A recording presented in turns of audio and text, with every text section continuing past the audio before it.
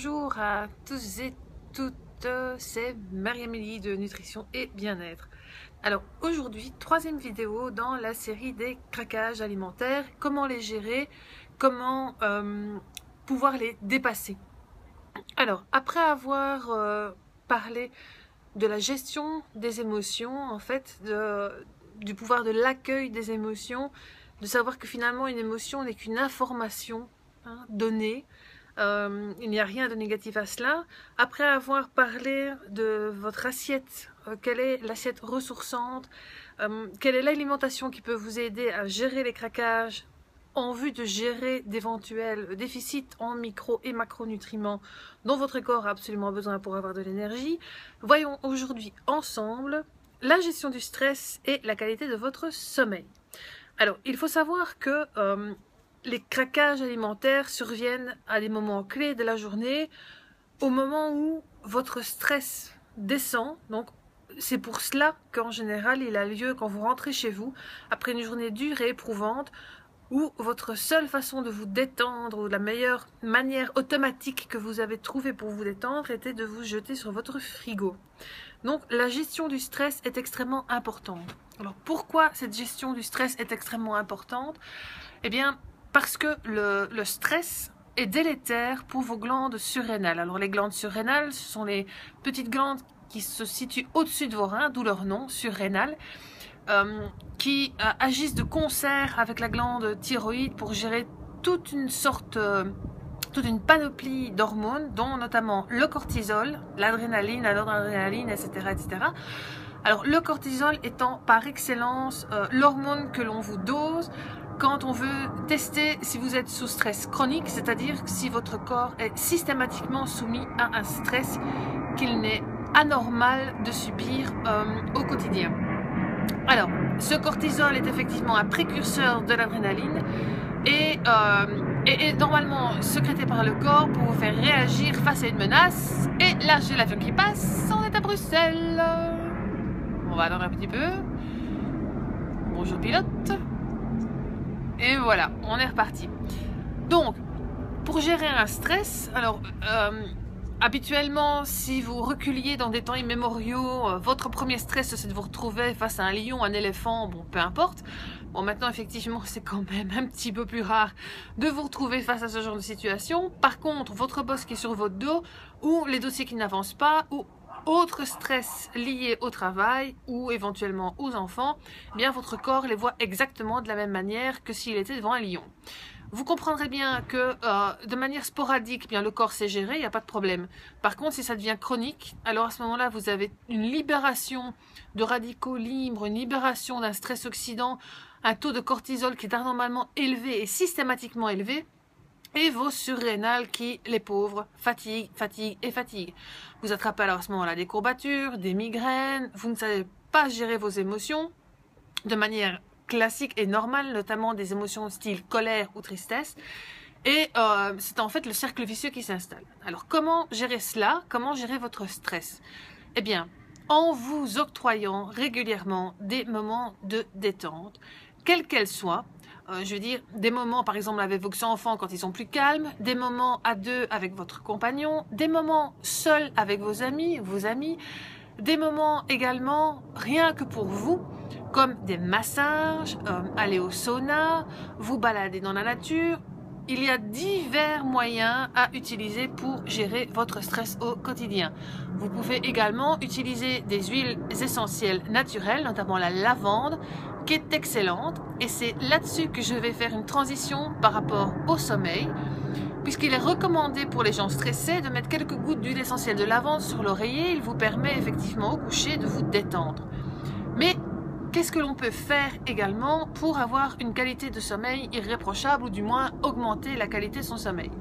Eh bien, premièrement, on va se relier à ce moment-là à la vidéo numéro 2 sur l'alimentation, puisque la première chose à faire, c'est de faire un repas du soir le plus léger possible, avec des protéines à absorption rapide, faiblement dosées dans l'assiette.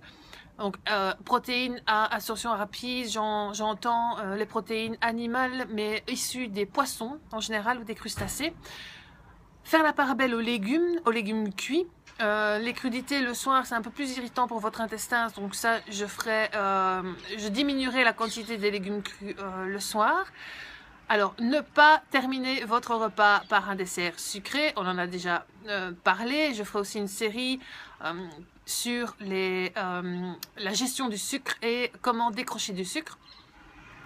Alors, donc, l'assiette doit être effectivement aussi riche en antioxydants. Par exemple, vous utilisez du curcuma allié avec du poivre que vous parsemez dans une huile d'olive que vous parsemez également elle-même sur vos légumes cuits. Privilégiez les cuissons douces comme la vapeur, comme la cuisson à l'étouffée, comme la cuisson à basse température si vous avez le temps. Bon là, le soir en général de la semaine, c'est pas beaucoup possible. Et effectivement, si vous n'avez des problèmes de sommeil, alors je vous recommanderais de manger un peu de féculents lors de vos repas du soir. Ça va vous permettre à la mélatonine, qui est en fait une dérivée de la sérotonine et qui est l'hormone du sommeil, de se libérer plus facilement. Maintenant, n'allez pas remplir la moitié de l'assiette, je dirais 1 à 2 cuillères à soupe. C'est largement suffisant.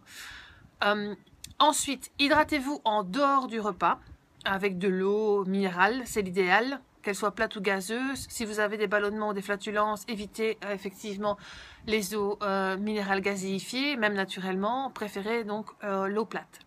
Ensuite, veillez à la qualité de l'air dans votre chambre. Évitez de la chauffer beaucoup trop. Si vous êtes frileux, n'hésitez pas à rajouter 1 ou 2 couches de couette, de couverture, voire un pyjama un peu plus lourd. Mais sachez bien que le sommeil est de bien meilleure qualité dans un environnement qui est frais, avec une température aux alentours des 19 degrés, voire en dessous des 19 degrés. Ça, c'est vraiment l'idéal.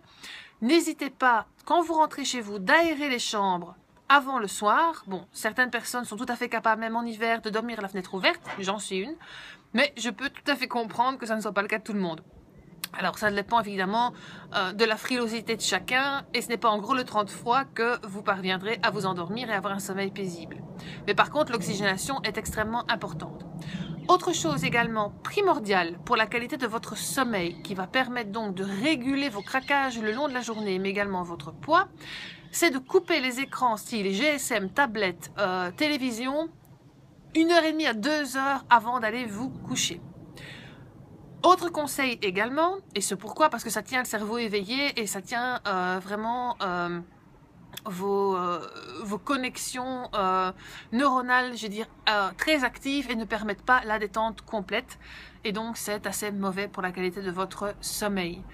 Alors, autre chose également, n'allez pas vous coucher tard. Allez vous coucher avant minuit. Le bon vieux dicton de grand-mère qui disait que les heures de sommeil avant minuit comptaient double, ben, ce n'est pas forcément le cas de fait, mais au niveau de la qualité du repos et de la qualité de votre sommeil, c'est effectivement essentiel pour votre corps de ne pas aller vous coucher à 1h du matin si vous vous réveillez le lendemain à 5h30, 6h pour aller au travail.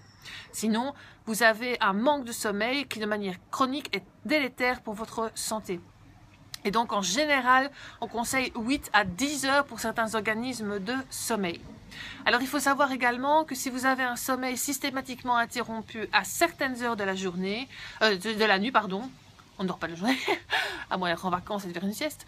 Donc si votre sommeil est interrompu à certaines heures de la nuit, eh bien ça peut effectivement être lié à une fatigue de certains types d'organes, comme par exemple 3-4 heures du matin, on peut dire que c'est le foie, un peu avant que c'est effectivement les poumons, enfin bon, ça c'est en plus en médecine chinoise, mais ça peut être effectivement lié à un souci de détoxification du corps de la part d'un certain organe. Alors comment faire également pour, encore une fois, améliorer votre sommeil? C'est effectivement de prendre des infusions. Alors j'insiste sur les infusions et non pas les thés, parce que les thés, qu'ils soient verts ou noirs, contiennent énormément de théine, enfin les verts moins que les noirs, mais quand même, parce que ce sont donc des théines alliées des caféines et donc des excitants. Donc évitez ce genre de boisson le soir. Par contre, si vous avez besoin d'une petite boisson chaude, ou même vous voudrez très bien prendre un tilleul, une verveine, une infusion de millepertuis, enfin bon, bref, bien qu'en n'exagérant pas sur le millepertuis, puisqu'il peut donner quelques accoutumance à la longue.